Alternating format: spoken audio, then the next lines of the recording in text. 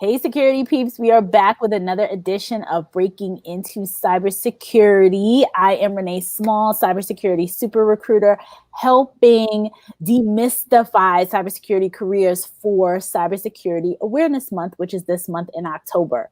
I have other cybersecurity super recruiters with me here today, so this is super exciting. However, I want to start off by introducing my co-hosts. Say hi to everybody, Chris.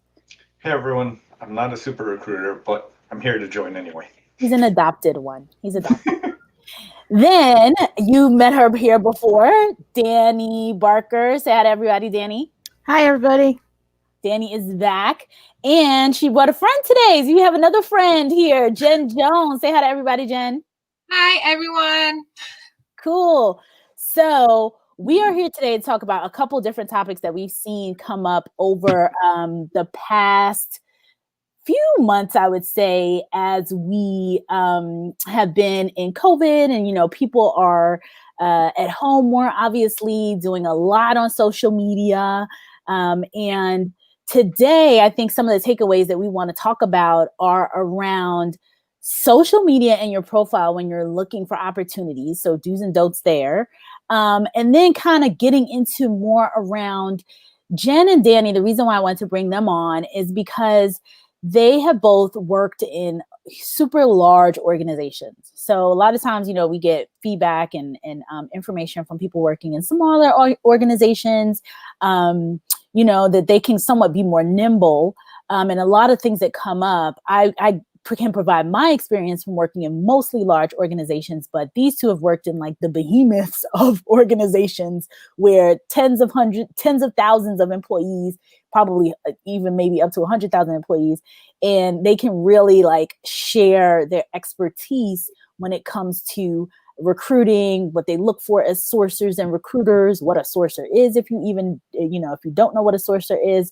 So that's where we're going to get started. So the kickoff question is for today, do's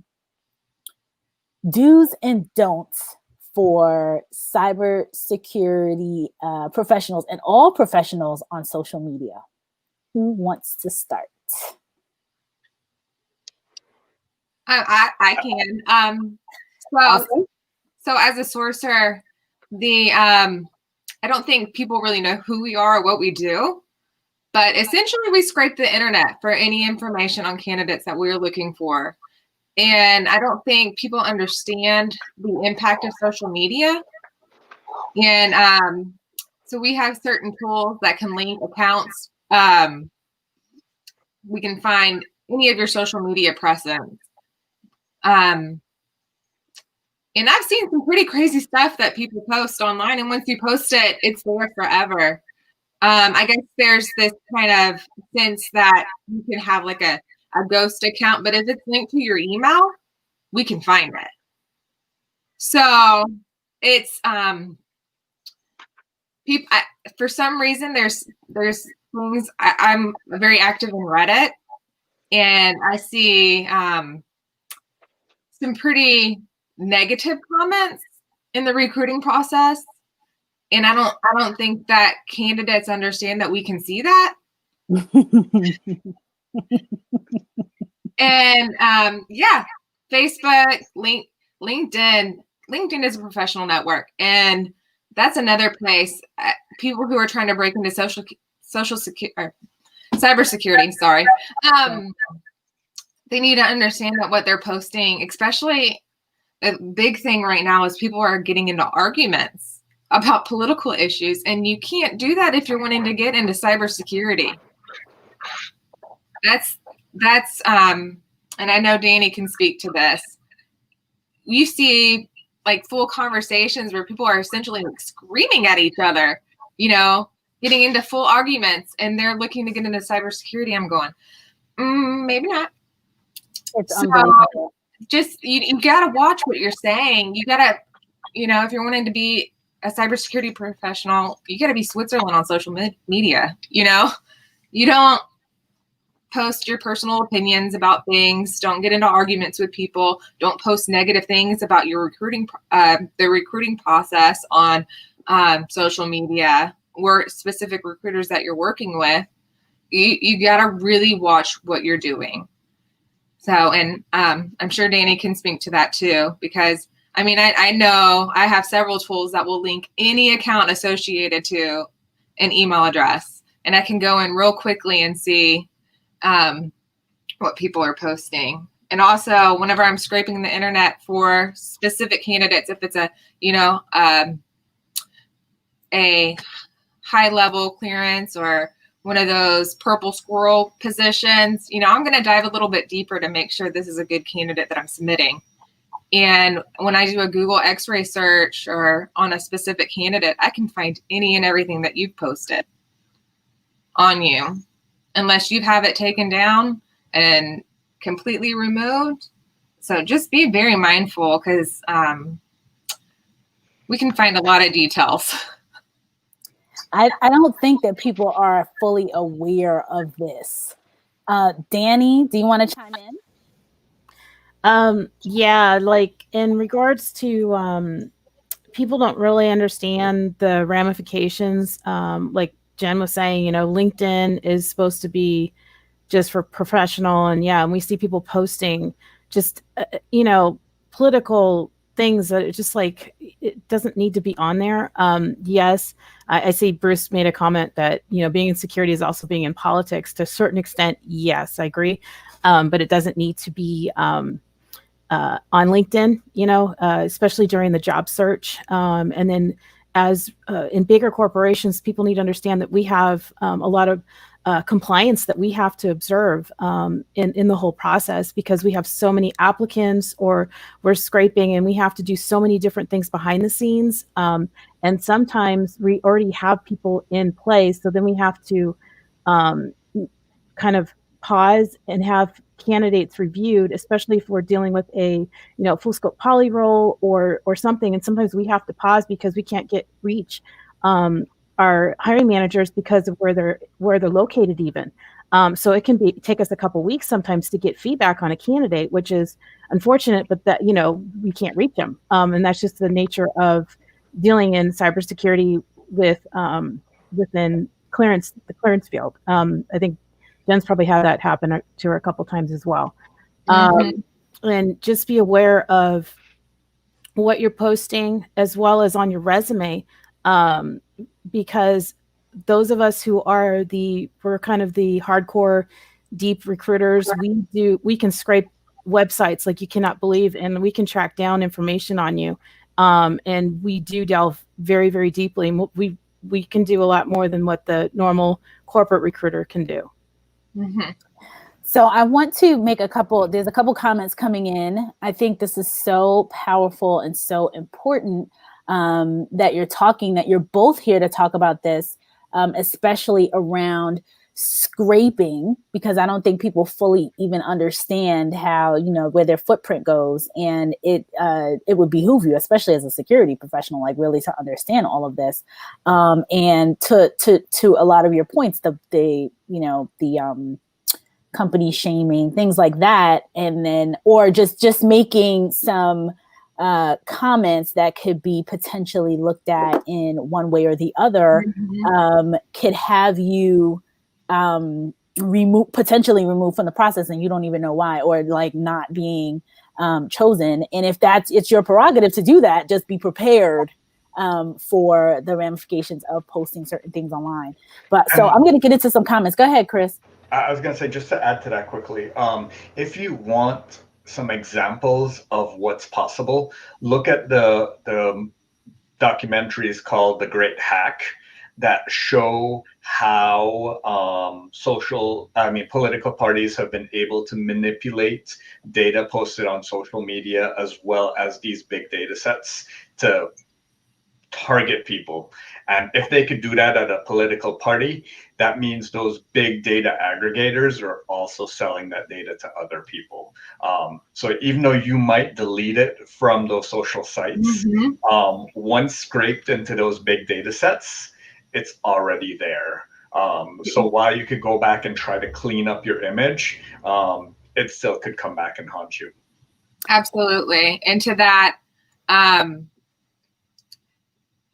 you have to also understand that when we're looking for people who to go into maybe an entry-level role or to get a clearance, when you go through the clearance process, the security officers and the background investigators, they're going to look at your social media presence. They're gonna dive deeply into that. And you wouldn't believe what people just leave out there in the open. So even if if you want to clean up your image, if it's already out there, it's out there. And the background investigators can find it. Now, sourcers, we may not dive as deep in detail, but that's one thing we do look for. If I see somebody trying to get a clearance and I just click on their profile and see all this negative stuff, I know that's going to be an issue in the process. Already a challenge before you even get in the door. Right. So a couple comments, and then I want to go into what sourcers are, because I don't even think people fully understand what it means to be a sourcer. So some of our folks that are here today, Jonathan Harris, good morning. Paul, I'm going to call you Paul O. Hi, everybody. Tucson, my favorite person. Hi, Tucson. Danielle is here. Peter, hi, Peter. Let's see, who else is here? Bruce made a comment about being in security. Danielle wants to know, what about talking about the cybersecurity aspect to question 1 in Massachusetts? I don't know. Oh, actually, you know what? Before I get to her comment, hold on. Sean wants to know, what about not having a social media account at all? I don't see any objections to that. You just have to be able to speak to your reasons why. Yeah. Yeah. I don't have I have a LinkedIn, but I don't really post a lot of anything regarding my personal opinions on social media. I don't have many social media accounts. I did, years ago, but not anymore. And I guess at this point, I started realizing that people were tagging me and stuff, and things that I made, I had to put all these security measures in place because I didn't want anybody to think, well, I don't obviously post anything political. That's, but you get tagged and stuff. And then people are starting to, when you get tagged and stuff, then all of a sudden, when you're being neutral, you start getting tagged, from one direction to another direction, and you're going, whoa, that's not me. These are people tagging me and stuff. And there are ways that you can try to prevent it, but I noticed that I started getting tagged in all kinds of stuff. And so I just went, nope, done. So, but yeah, I don't think that not having a social media presence, I don't think that's a bad thing at all. Yeah. Cool. Ricky from NPower says, hey, Danielle, what about talking about the cybersecurity aspect to question 1 in Massachusetts? I don't know what Danielle means by that. Danielle, can you clarify? Do any of you know what that means? What's going on? No. Okay. Danielle, can you clarify that? Okay. James McGovern, former chief security architect for a Fortune 100 organization looking for opportunities. Habibu, I hope I'm pronouncing that correctly, says, what if you don't have any other account besides LinkedIn? Oh, that's fine. Yeah. That's absolutely fine. Just watch what you're posting on LinkedIn. Yeah. Right. James says, are you scraping for political leanings? No, but we stumble on a lot of stuff. I've stumbled on things where somebody participated in a protest, and they burned down somebody's place. I wouldn't be. And you just need to be aware of what you're putting out there, because chances are someone like Jenn or myself, when we're looking for someone, like if they are in the process or being considered for investigation for a clearance, they're not going to, that might flag them. Absolutely. Absolutely. And some of the things that I've seen is, especially recently, like people being degrading toward one another on LinkedIn because of their political affiliation. And if you're, looking to get into cybersecurity, you have to be neutral. You can't post your political beliefs, and you certainly can't get into arguments with people. You don't know who's reading that post. You don't know if that could be a recruiter thinking of you for a potential opportunity. So, and you have to be able to represent the company that you're going to work for, and that's not a good representation of that company. Right. I think one of the things that I would add in here, and James says, does this mean one should lose their First Amendment rights to talk about issues of common good? And I don't believe that anybody should lose their First Amendment right, but I tend to say, think about this as like when you are in your office, if you were in a physical office location, because I think people tend to think like online, this is the world. When you're in a physical office location, whatever comments you make about whatever political affiliation, whatever you want to say, is typically in a smaller group. You're likely not the person with the mic at the, the company, the town hall, making a big, huge announcement for the whole company to see and hear what your opinions are. And everybody has a right to say their opinions, but you think about like how that could be, if you were in person, would you be making these comments? Would you be getting into these arguments in your cafeteria with people? Would you be making comments like that, super loud, like arguing? Because online, it really looks like an argument when people sometimes are going back and forth. Would you be having an argument like this in a cafeteria in front of the president of the company or the CEO or your SVP or whatever? So I want people to kind of think through, like, these are when it's looked at, from the outside looking in, it's like, whoa, if this is how they are operating, from online, especially like in a LinkedIn forum, for example, which is supposed to be like your professional kind of box, then what happens? Perception. Exactly. And the perception is really the piece. So a couple of great comments coming through here that I definitely want to continue to add. And I think Chris had a comment too, right, Chris? Yeah, I was going to say, similar to what one of the comments is from Roger. He's mentioning that the First Amendment really only applies to the government infringing on the public and not reserved for the private sector. Totally agree there.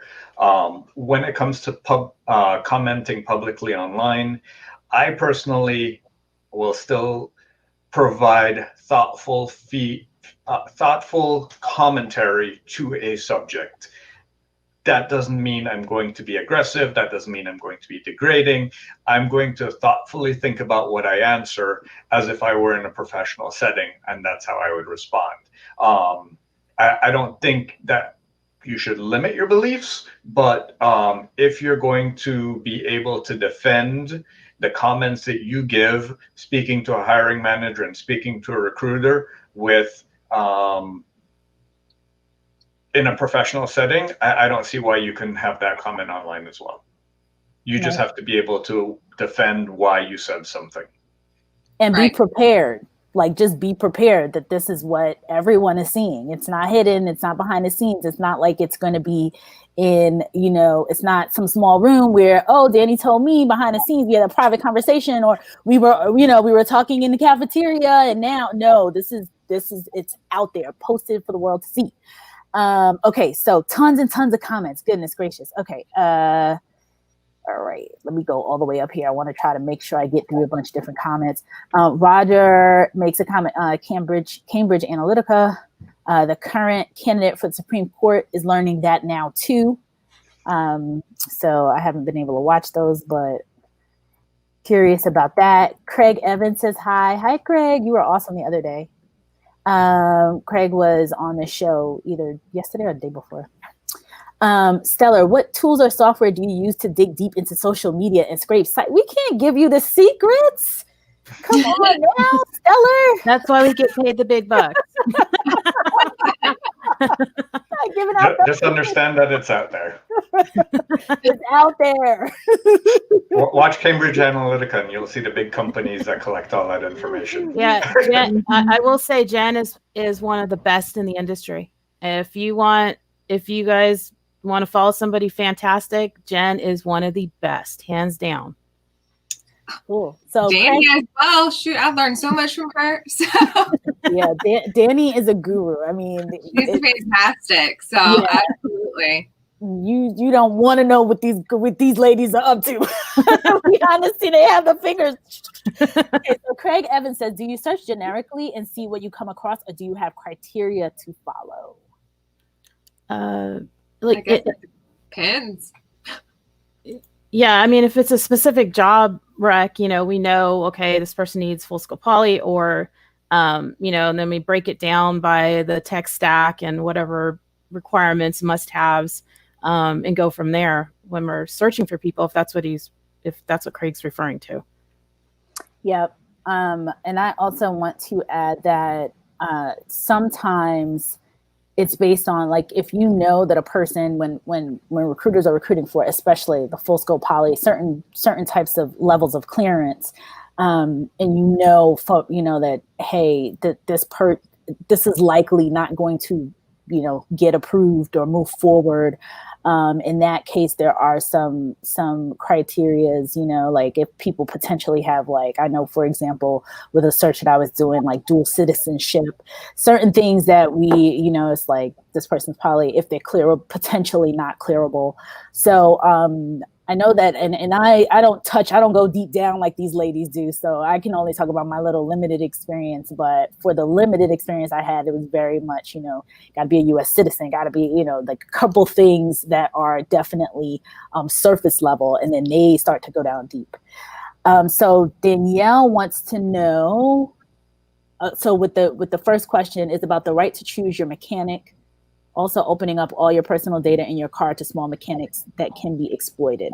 So I think that goes back to a law in Massachusetts where it focuses on the right to repair, and the right to repair also means granting consumers access to tracking information that companies might have. And by opening that up, it allows mechanics and things to look at all that tracking information. I think that's what it all revolves around, but those data sets don't tend to get collected as much in these big sets, but that doesn't mean that they aren't being resold. That's what I would say to that topic, but I don't think it relates as much to the conversation that we're having about posting on social. Okay, cool. People want to know how can he find an internship or full-time job as a recent 2020 grad with a master's in cybersecurity? That one comes up a ton. Chris, you want to jump in with that? Since you're already here? I would say, follow all the shows that we've been talking about. Renee has so far 15 different episodes just this month as to ways that you can do that. And as Craig said yesterday, it's really about your passion and being brave and going out and finding it. There's no cookie cutter approach to doing this. And the more you can stand out from the crowd, the better your chances are. Weaponize in a positive way. Weaponize social media for your career in a positive way. In a positive way. And that's, I'm quoting Chellin from South Africa, who was on last week talking about that. So Shaw Break says, I got in an argument over 10 years ago on the topic of religion on Facebook. I don't really ever post anything on social media except YouTube. And normally it is me trying to get information. And I know Shaw adds in, I would not consider what I said to be considered toxic, but the guy I argue with was way out of line. What are your thoughts with him? Unless you're going into a politically sensitive role, it might not affect you, but it's all about the eye of the beholder, right? Jenn and Danni could look past it, but the hiring manager that sees some of that information can have a totally different opinion. So post with caution. Yeah, and like on Facebook, like some of us use it for just to keep in touch with our family and stuff, but I recommend locking it down because you don't recruiters do crawl all over your Facebook page, and they'll take snapshots and use it sometimes. And most companies are supposed to be unbiased, but unfortunately there is bias. And I just as a safety precaution, I would recommend just locking it down. And check your security settings as well to speak to that, because I've seen issues where, there's an update or something changes, and all of a sudden some of your stuff becomes public. Also, when people tag you and stuff, they may not have that may not be private and secure. So maybe turn off all your tagging. You have to lock it down. You have to lock it down and prevent a lot of outliers that could happen on social media. So I have a question. Twitter and Facebook are really known for the resetting of your security settings. So those would be the areas that I'd focus on. Just doing a security check every once in a while. Right. Yeah, tune up. So I have a question about this. I'm curious. If a person is being tagged on things, like, for example, I get tagged on stuff all the time that I'm not necessarily, it's not harmful per se, but, I don't personally know the person or, asked to be tagged. Is that looked at negatively if you either don't make a comment? Like, sometimes I disengage. Like, I don't make a comment. I don't say anything about it. But being a voice, doing these lives and things like that, people tag me on various things. How is that looked at if you're just being tagged, but it's not necessarily, a volatile topic? Or I think as long as it's not a volatile topic and you're comfortable with it, it's fine. You just got to watch, what people are tagging you in. And that I have security measures so that when I get tagged, I can remove myself, or completely, I have to review every single tag to make sure that I'm not being tagged in something that would allude to any political, religious, or anything controversial. I don't want to touch it. Mm-hmm. So, you just need to put some security measures in place. And again, Facebook and Twitter are notorious for changing those security measures. So go in and check it every few months to make sure. What I do is I do what the public can see. There's a way that you can look at any of your social media profiles and see what the public is seeing on you. Obviously, most of us are going to have it set to private. And so see what the public is seeing on you. Do that every couple of months and make sure whatever's public on you is neutral. Mm-hmm. Mm-hmm. So I think this might be Leighton. Leighton says hello here. Leighton, you're supposed to be on here, Leighton. Don't say hello from the shadows. And I don't know if this is Leighton making this comment, but what are your thoughts on using LinkedIn's open to work designation in your profile picture? Yes, good, please. Bad, neutral. Please post it. Honestly, there's a filter whenever I'm sourcing for me, and I can put it in my Boolean string for open to work, just to see who's going to be more receptive. Phone call if I call an email. So I like it. I love it. It's thumbs up. Please put it on there. It helps us know that you are going to be receptive to us reaching out to you. Right. I would agree. I love it. And especially if you're actively looking and it's a role that you're trying to fill immediately, going to people who we know can jump into something relatively quickly. Some of these roles have very fast turnover. And we want to, if we know that you're open and active, then, you'll respond quicker and things like that. So I'm all for it too. All for that. Okay. So sourcing. Okay. Stick to the skills. Couple more comments. Goodness, I didn't realize that this was going to be such a live wire discussion here. So James again. James, you got a lot of questions. Is it bad for candidates to comment positively about issues such as Black Lives Matter, or would this be viewed as negative? It could go either way. But if you got somebody who's going around protesting and burning stuff, and you're posting about it proudly, and you got pictures showing, selfies of it, probably not gonna go. I'm dying for you to show me that, Danni. Oh man, some of the stuff I've come across with candidates. yeah, Jen and I have had interesting. Oh, I think she. Danny, are you there?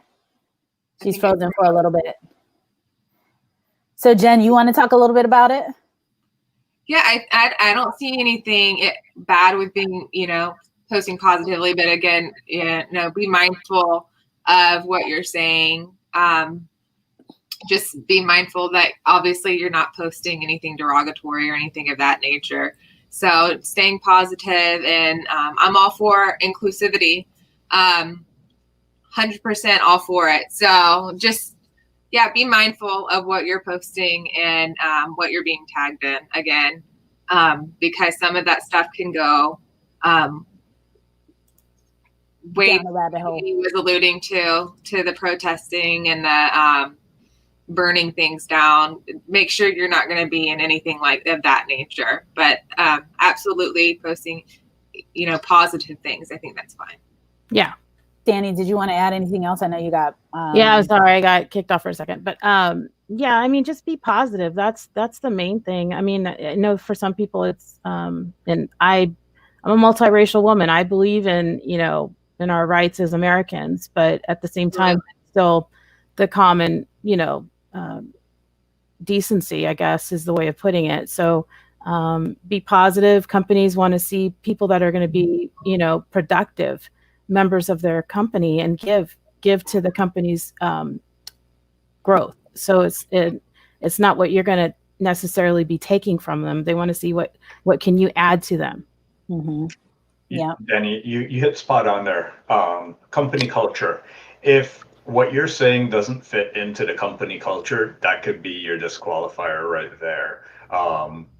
And the company culture could be good, it could be bad. If it's against what you believe in, it's probably better that they disqualify you for that. But if it's a company you really wanted to work for, just think about how that affects their view on you. I would add that I remember earlier this year, a young lady who I believe was a Harvard grad who posted something on Twitter, and I don't know if it was, I don't know if she said Black Lives Matter. She said something, and she had an offer from Deloitte, and it got reneged. They pulled it. So, when people are saying be careful, these are the things that are happening. And I don't remember all the specifics, but she said something that was, that had, that clearly didn't align with her future employer. And so she ended up being removed from the company before she even started. So that's kind of, where we are with this and why we're, saying like, be careful. So I don't know who made this comment. It might be Leighton again. Stick to the skills of the job. But Leighton says, I use my proprietary silo to look at your behavior and comments on social media. Be careful. Bruce makes a great comment. Never talk politics, race, or religion in an interview. So it's so funny that you say that, Bruce, because then people put it all over social media. So the interview, it's like social media is the pre-interview. Would you all agree? Absolutely. It is the pre-interview. Yeah. Absolutely. That is 100% true. If you won't say it in the interview, if you won't say it to a director at the company you're looking for, don't post it on social media. Roger says, I meant the Supreme Court candidate Amy Coney Barrett is trying to remove her past opinions and posts. And I thank you, Roger, for clarifying that. I figured that was the case. Okay, so you post public. Let's see. Ooh, a lot of comments. a lot of comments here. So James says, okay, James, we're not going to go down this. Yeah, no, political space. That doesn't have to do anything about politics. Yeah, let's help people with go down. Again, here we are, not trying to go down this road. So note, you may get blocked by some hiring managers on LinkedIn if you use LinkedIn for broadcasting your political and personal positions on issues that have nothing to do with job descriptions. Yeah. So here we go again. Absolutely true. So Habibu thanks us for having, he's encountering more senior level opportunities than entry level. It's just that there's not a whole ton of entry level positions out there. We had a really, really good conversation, and we will continue to have conversations around entry level. There's just not a lot of entry level roles, as many as we would like to have in the industry. So we're trying to get more, trying to continue to have those conversations around entry level roles, and they are much harder to find. Do you ladies agree with that? Or what are your thoughts? Yeah, unfortunately, a lot of the schools, where people go in and they spend thousands and thousands of dollars getting certified or additional degrees in cybersecurity, they think that they're going to just waltz in with no actual real world experience, and it's not going to happen. You're not going to, you don't have the actual experience behind you, so you have to start somewhere. And it might be you're going to have to, everyone starts somewhere, and yeah, you might have been a director at another company, but it wasn't in IT or cybersecurity. It's just not going to happen. So I think some of the expectations on the candidate side, and I know Leighton posted about this a couple of weeks, maybe last week, that a lot of, we think that some of the expectations that are out there are that, you can go and take this boot camp and then immediately get into a role. And in some cases, smaller rather than larger, like, in some cases, yes, that is true, but there is, usually a longer process, not super long, not 5 years, not 8 years, not, a ton of time, but taking a 6-week boot camp and then expecting to immediately jump into a 6-figure opportunity. Like, I think some of the expectations are a little bit off. Well, some of the schools will even advertise, once you go through this boot camp, you can make $80,000-$90,000 a year. 6-figure salary. They'll post that if you don't have the experience, you're going to have to take a lower level role. What I recommend for people trying to break into cybersecurity is look for a position where it will sponsor a clearance. So even if it's a lower level role, you may only be in it for a year, and you may get some very valuable experience in those roles. So definitely look for specifically on the job descriptions, eligible for clearance. That's a really positive thing if you're looking to break in. Yeah. Right. So Danielle laughs. She says, I really did weaponize social media, Renee. And it's true. I love that comment. So for anyone that wasn't here last week, we had on Shellen, I forget his last name, but he's out of South Africa, and he talks about weaponizing social media for your career in a positive way.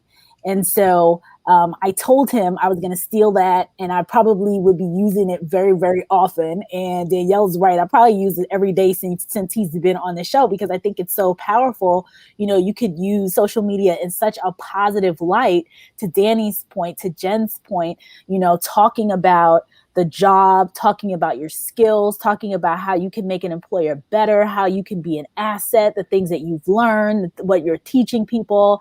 Like, there's so many things to talk about.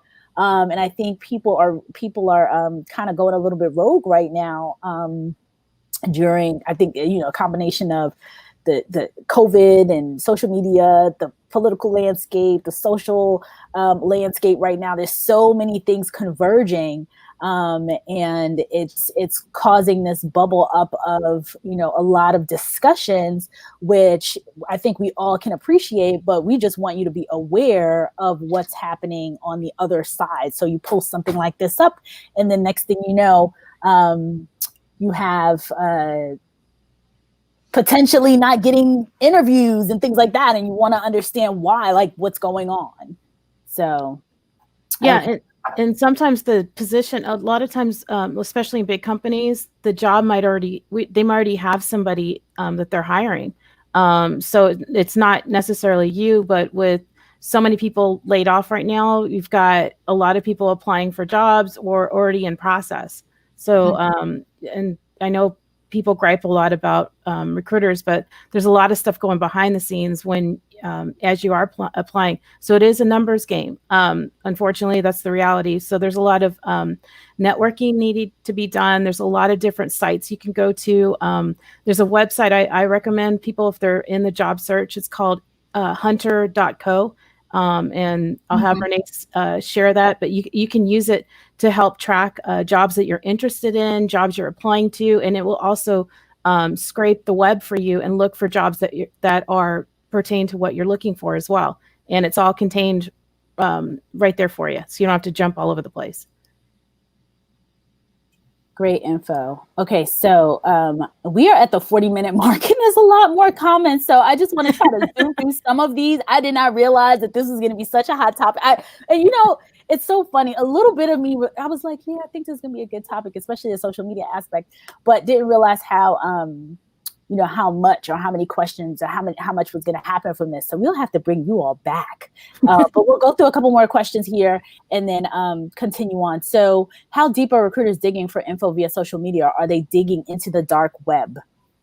Some of us do. Danny. Some of us do.